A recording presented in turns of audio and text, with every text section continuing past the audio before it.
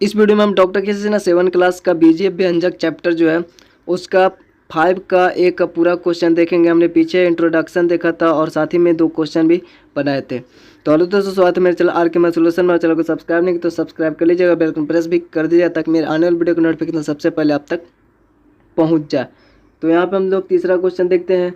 तो निम्नलिखित व्यंजकों में पदों की संख्या बताएं तथा इसकी वर्गीकरण करना है। ठीक है, पदों की संख्या बताना कितना है और उसको हमको वर्गीकरण करना है। तो यहाँ पे हम लोग पहला क्वेश्चन हम देखते हैं। तो यहाँ पे एक पद हमको दिख रहा है, ठीक है, तो 16 लिखेंगे और यहाँ पे पदों की संख्या 1 हो जाएगा और इसको वर्गीकरण करेंगे तो ये एक पदी हो जाएगा। ठीक है, ये एक पदी हो जाएगा, तो ये आपका आंसर होगा।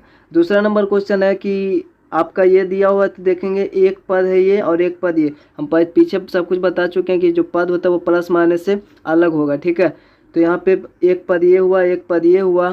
तो यहाँ पे देख रहे हैं 2 पद है तो 16 लिखेंगे और पदों की संख्या जो हो जाएगा वो 2 हो जाएगा और इसको वर्गीकरण करेंगे तो इसको हम लोग जो 2 पद होते हैं जिसमें उसको हम लोग द्विपदी बोलते हैं। ठीक है, तो ये द्विपदी हो जाएगा। उसके बाद में हम लोग यहाँ पे देख रहे हैं तीसरा नंबर में, तो इसमें भी उसी तरह से हो जाएगा। ठीक है, इसमें भी उसी तरह से हम लोग लिखेंगे 2 पद है और 2 पद है, पदों की संख्या 2 है तो यहाँ पे वर्गीकरण करेंगे तो द्विपदी हो जाएगा। उसी तरह से इसमें हम लोग देख रहे हैं तो 3 पद है, 1 2 3 पद है तो ये 3 पदों की संख्या 3 हो जाएगा और ये त्रिपदी हो जाएगा। इसमें 1 2 3 3 पद है, त्रिपदी हो जाएगा। ये एक पद है, एक पद ही रहेगा। तो ये क्लियर हो गया। और यहाँ पे चौथा नंबर बोला निम्नलिखित व्यंजकों को एक पदी, द्विपदी और त्रिपदी के रूप में वर्गीकृत कीजिए। तो हमने ऊपर देखा जिस तरह से हमने वर्गीकरण किया उसी तरह से ये भी क्वेश्चन बोल रहा है। तो इसमें देखेंगे तो इसको देखने से पता चला एक पद 2 पद है तो ये द्विपदी होगा। आंसर में आपका द्विपदी हो जाएगा, तो इसको लिख देना। दूसरा में ये भी 2 द्विपदी होगा, ये आपका 3 पदी हो जाएगा, 1 2 3 तो त्रिपदी हो जाएगा। ये एक पदी हो जाएगा और ये त्रिपदी हो जाएगा, है ना। ये साफा दिख रहा है, ये सब हल्का है तो इसको बना लीजिएगा। यहाँ पे एक पदी और यहाँ पे त्रिपदी। और अब हम देखते हैं 5 नंबर क्वेश्चन। तो निम्नलिखित व्यंजकों में वे पद ज्ञात करना है। निम्नलिखित व्यंजकों में वे पद छांटिए जो अचर नहीं है। अचर नहीं है मतलब कि अचर क्या होता है, 4 5 6 ये सब अचर है। तो हमको वे पद छांटना है जो ये सब नहीं हो अर्थात अचर नहीं है। उनके संख्यात्मक गुणांक भी लिखना है। तो हमको संख्यात्मक गुणांक पढ़ चुके हैं, गुणांक क्या है बेसिक में बता चुके हैं। तो यहाँ पे सोल्व करेंगे। तो यहाँ पे आपका जो क्वेश्चन था तो यहाँ पे क्वेश्चन नहीं लिखा है, शायद यहाँ पे क्वेश्चन को लिया ही नहीं है। ठीक है, तो इसके लिए सॉरी। तो फिर भी जो क्वेश्चन होगा उसमें आपका ये पहले में दिया होगा। तो ये हमारा पहला है। इस तरह से हम लोग को चार्ट बनाना, क्रम संख्या यहाँ पे और यहाँ पे व्यंजक लिखेंगे और हमको अचर नहीं मतलब पद जो अचर नहीं है उसको चुनना है और उसमें हमको देखना संख्यात्मक गुणांक कौन सा है। ठीक है, तो यहाँ पे संख्यात्मक गुणांक लिखेंगे। और अब यहाँ पे पहला जो पद था x/+4 था, यानी 2 पद है और इसमें हम लोग देख रहे हैं अचर नहीं है। तो x/y जो है वो 4 है, अचर नहीं है। यहाँ पे 4 अचर है तो यहाँ पे x/y को लिख लिए हैं, तो जो अचर नहीं है तो x/y लिख लिए। और इसका संख्यात्मक गुणांक देखेंगे तो इसमें कुछ नहीं तो आगे 1 होगा। ठीक है, तो इसमें 1 हो जाएगा संख्यात्मक गुणांक। और यहाँ पे देख रहे हैं 13 - y² है तो इसमें आपका ये तो अचर है नहीं, ये भी अचर, ये अचर तो है सॉरी, यहाँ पे 3 अचर है और y अचर नहीं है तो इसको -y² हो जाएगा यहाँ पे। और इसके आगे 1 होगा लेकिन माइनस में होगा तो यहाँ पे माइनस हो जाएगा। अब यहाँ पे हम लोग देखें जब 3 संख्या दिया हुआ है, 3 संख्या दिया हुआ है तो सबसे पहले जो होगा वही हो जाएगा। जैसे 13 है तो 13 तो अचर है, ठीक है, लेकिन यहाँ पे -y है जो क्या है, चर है, तो ये अचर नहीं है तो इसको लिख दिए। और यहाँ पे इसका संख्यात्मक गुणांक -1 होगा। ठीक है, और अब यहाँ पे हम लोग देख रहे हैं यहाँ पे अगर इस तरह से आंसर ये है, लेकिन ये भी होता है एक, ये भी अचर पद है और इसका जो है संख्यात्मक गुणांक देखेंगे तो इसका 5 हो जाएगा। ठीक है, तो इस तरह से भी हो सकता था लेकिन इस तरह से नहीं है, तो इस तरह से भी होगा तो कोई दिक्कत नहीं है। ठीक है, तो इस तरह से भी लिख सकते हैं। यहाँ पे हम लोग देखें 4p² तो ये भी तो अचर नहीं है तो इसको लिख लिए हैं यहाँ पे और इसका संख्यात्मक गुणांक 4 हो जाएगा। अब यहाँ पे -3pq² भी, ये भी अचर नहीं है तो इसको भी अगर हम लिखते हैं यहाँ पे तो आपका इस तरह से आंसर में तो नहीं देता, लेकिन फिर भी अगर हम इस तरह से लिखते हैं -3pqr, ठीक है, स्क्वायर, तो यहाँ पे -3 जो हो जाता है एक संख्यात्मक गुणांक हो जाता है। ठीक है, लेकिन यहाँ पे ऐसे जो पहले आ रहा है उसी को सिर्फ लिखा हुआ है और बनाया हुआ है। ठीक है, तो अब बढ़ते हैं हम आगे क्वेश्चन की ओर। तो यहाँ पे 6 नंबर क्वेश्चन है। तो यहाँ पे बोल रहा है कि जो इतना जो है इसमें x के अधिकतम घात को लिखना है, घात को लिखना है। तो सबसे ज़्यादा अधिकतम घात x का क्या है, तो यहाँ पे x का 3 दिख रहा है सबसे अधिकतम घात। ठीक है, बाकी यहाँ पे तो x का 1 है कुछ नहीं, तो यहाँ पे x का 2 है। ठीक है, तो x का अधिकतम घात आपका आंसर हो जाएगा 3। यहाँ पे दूसरा नंबर बहुपद इतना का घात क्या है, तो इसका घात क्या है, तो सबसे ज़्यादा होता है वही घात होता है। हमने पीछे भी बेसिक में बताया था, जो सबसे ज़्यादा होता है वही घात होता है। तो इस व्यंजक में भी, व्यंजक में जो देख रहे हैं सबसे ज़्यादा घात 4 है। तो सबसे ज़्यादा घात क्या है, तो 4 है, मतलब कि घात क्या होगा इस बहुपद का, तो 4 होगा, ये आंसर होगा। और अब हम 7 में सजातीय पदों को लिखें। तो सजातीय पद जिसका 4 गुणनखंड वो दोनों में सेम होना चाहिए। तो पहला नंबर 16 अगर हम करेंगे तो जो सजातीय पद होगा उसको लिखेंगे 3ab और कहीं पर ab है तो इसमें a और b है, भले ही इधर उधर है लेकिन उससे कोई दिक्कत नहीं है, आपका a होना चाहिए और b होना चाहिए। तो ये 2 सजातीय हैं और बाकी ये दोनों सजातीय नहीं है, मिलता नहीं है। तो यहाँ पे आंसर हो जाएगा 3ab कॉमा और -5ba। इसको ए भी लिख सकते हैं, कोई दिक्कत नहीं है। तो ये आपका आंसर होगा। दूसरा में हमको सजातीय छाटना है। तो 2a²b, यहाँ पे a² इसमें है, a² इसमें है और a² कहीं भी नहीं है। तो आपका आंसर में हो जाएगा 2a² और कॉमा माइनस में है तो -ba²। ठीक है, यहाँ भी 2 गो है, मतलब 2 गो a हुआ ना इंटू में, एक b, यहाँ पे भी 2a एक b और एक अचर राशि है। तो ये हुआ। यहाँ पे हम लोग तीसरा नंबर बनाएंगे। तो 2p, p कहीं पे दिख रहा है, 5p है और यहाँ पे p है और 3p है और कहीं पे नहीं दिख रहा। ठीक है, r देखें तो कहीं पे नहीं, q कहीं पे नहीं, s कहीं पे, ये सब अलग अलग। तो p वाला आंसर में हम लोग 16 लिखेंगे और बनाएंगे। तो 2p हो जाएगा और 5p होगा और p होगा और 3p होगा, ये आपका आंसर होगा। 8वां नंबर में बताइए कि दिए हुए पदों के युग में समान पदों के हैं या असमान पदों के हैं। तो यहाँ पे देख रहे हैं ये आपका समान पद है या फिर असमान पद है। तो यहाँ पे देख रहे हैं ये भी चर है और ये भी अचर है, मतलब ये भी अचर है और ये भी अचर है, तो ये समान पद है। यहाँ पे इसमें भी x है, इसमें भी x है, तो इसमें भी आपका समान ही पद है। जो इसमें आपका गुणनखंड है अचर चर वो सेम है x, तो ये समान पद होगी। और यहाँ पे तो पहला में देख रहे हैं कुछ है भी नहीं, तो इसमें भी नहीं, इसमें भी नहीं, तो एक तरह से समान ही पद होगा। तीसरा में m² है लेकिन इसमें mp² में है, लेकिन इधर m² में, ये दोनों समान नहीं होगा क्योंकि इसमें m एक ही हुआ है, इसमें 2 हुआ है, या फिर इसमें p एक है इसमें 2 हुए है ना, इंटू के रूप में। तो ये समान नहीं होगा। यहाँ पे चौथा या समान पद होंगे। चौथा में 12xz है और यहाँ पे x² है, ये भी समान नहीं होगा। तो यह समान पद हो, यानी दोनों असमान पद हो गए, ये दोनों समान पद हो गए। अब 9 नंबर क्वेश्चन में देखने में लिखते हैं समान पदों को छाटिए। तो समान पद हम लोग जान चुके हैं, अब समान पद को सिर्फ छाट देना है, अलग कर देना है, वही आंसर होगा। तो हम लोग यहाँ पे 9 नंबर क्वेश्चन छाट देंगे। जैसे कि यहाँ पे सभी, यहाँ पे -x/² है, तो अब हमको देखना है x/² कहाँ कहाँ पे है। तो यहाँ पे एक है और x/² होना चाहिए, नहीं हुआ, बाय² नहीं है, यहाँ पे x/² है, ये हुआ, और x/² और कहीं पे, तो आपको बाय² नहीं है। ठीक है, तो ये आपका ये हो जाएगा, 16 लिखना है और आपका यहाँ पे -x/² होगा और कॉमा यहाँ पे 2x/² होगा, ये हुआ। और उसी तरह से यहाँ पे देखेंगे -4x/x² कहीं पे है, तो इसको देख रहे हैं x² इस बार होना चाहिए और y होना चाहिए। x² और y यहाँ पे x² 20 हुआ और यहाँ पे नहीं है, तो आपका हो जाएगा -4/x² और उसके बाद में आपका 20x² ठीक है। उसके बाद में अब हम देखेंगे 8x² का। तो 8x² x² यहाँ पे हुआ -11x² और x² यहाँ पे हुआ -6x²। तो यहाँ पे आपका हो जाएगा, कॉमा देंगे 8x² और उसके बाद में -11x²। ठीक है, और उसके बाद में आपका आगे था -6x²।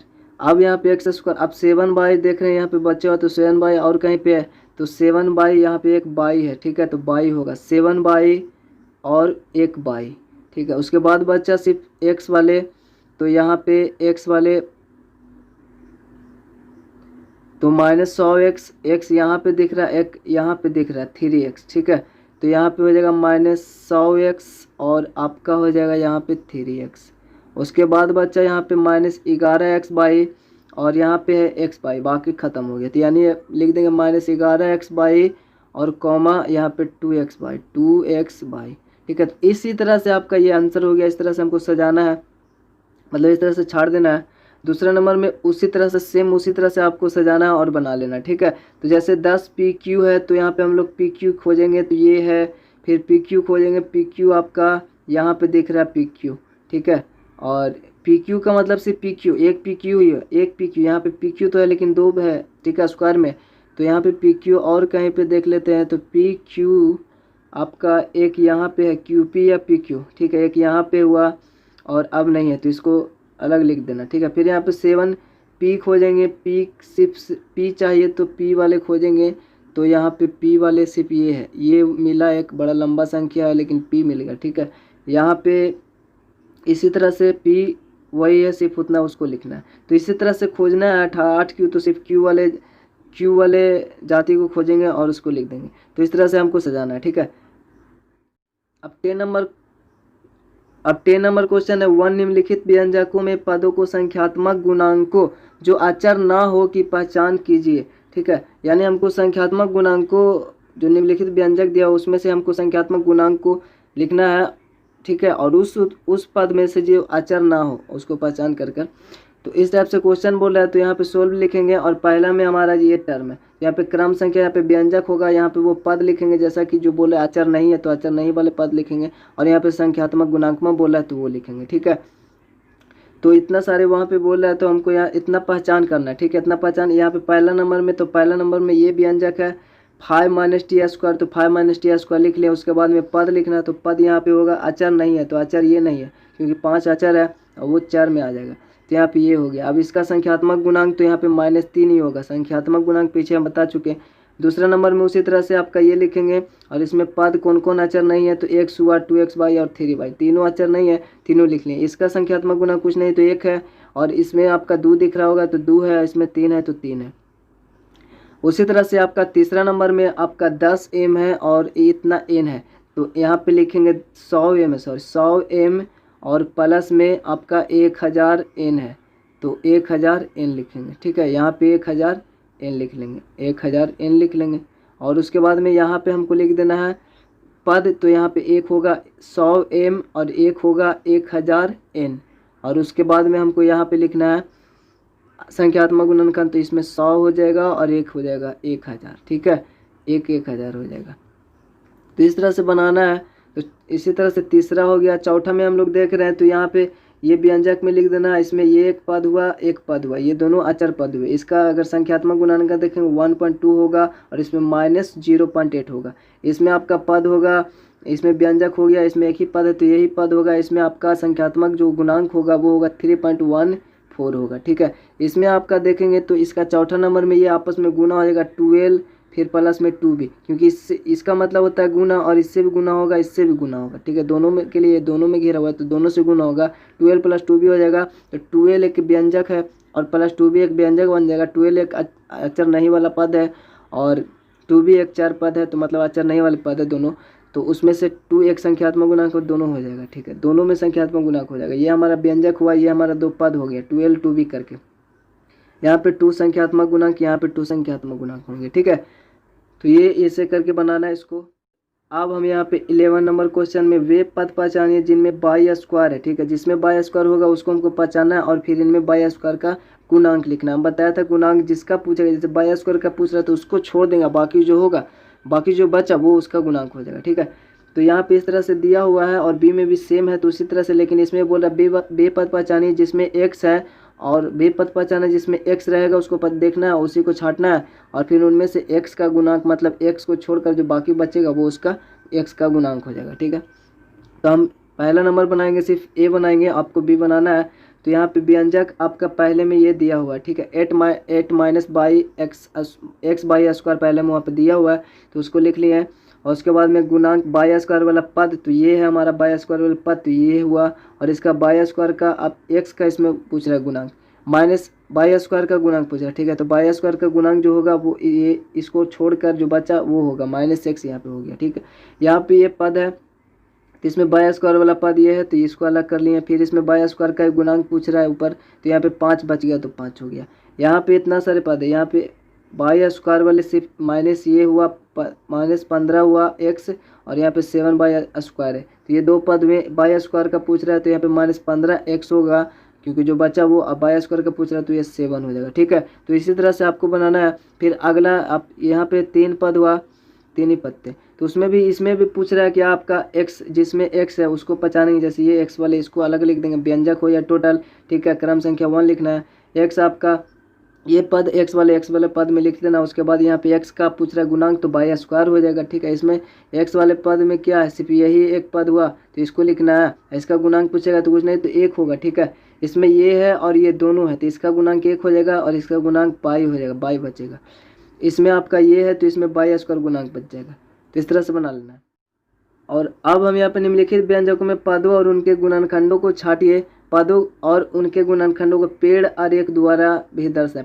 पेड़ आरेख मतलब जिस तरह से पेड़ में शाखा किस तरह से होता है उसी तरह से। तो यहाँ पे पहला नंबर है तो इसके पद को छाटना है। तो जैसे कि यहाँ पे x-3 है, सोल्व भी लिखेंगे इसी तरह से करना। ठीक है, x-3 है तो इसमें आपको दिख रहा है क्या, इस तरह से आपका एक x दिख रहा है और -3 दिख रहा है, बस इसमें और इसका गुणनखंड नहीं है तो ये इतना ही आंसर हो जाएगा। ठीक है, इस तरह से पेड़ आरेख। और होता लंबा तो और इस तरह से करते।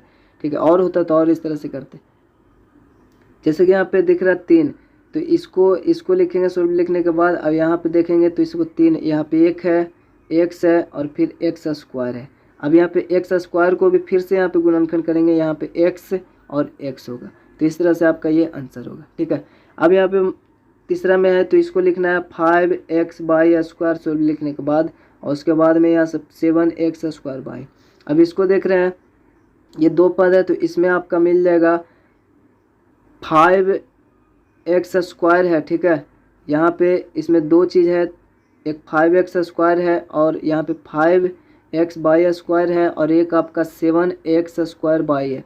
अब इसको फिर से तोड़ेंगे तो इसमें एक 5 है, एक x है, एक बाई है और एक बाई है। ठीक है, इसमें अगर तोड़े तो एक 7 है, एक x है और फिर से एक x है और फिर बाई है, क्योंकि स्क्वायर है तो 2x है। तो इसी तरह से बोल रहा है पेड़ आरेख, पदों को पेड़ आरेखों द्वारा इसी तरह से हमको दर्शाना है। 13 नंबर क्वेश्चन बोला निम्नलिखित व्यंजकों में पदों और उनके गुणनखंडों को छाटना है। तो व्यंजकों में पदों और उनके गुणनखंडों को छाटना, जिस तरह से अभी हमने गुणनखंड को छाटा लेकिन पेड़ आरेख भी दी, लेकिन यहाँ पे ऐसा कुछ नहीं बोल रहा है तो हम इस तरह से चार्ट बनाकर करेंगे। तो जैसा कि 13 नंबर क्वेश्चन का है तो व्यंजक ये रहा आपका और पद हमारा इसमें 2 है। ठीक है, -4x और 5, तो सिर्फ इसका गुणनखंड क्या होगा, एक x होगा, x-4 होगा। ठीक है, इसमें सिर्फ 5 है।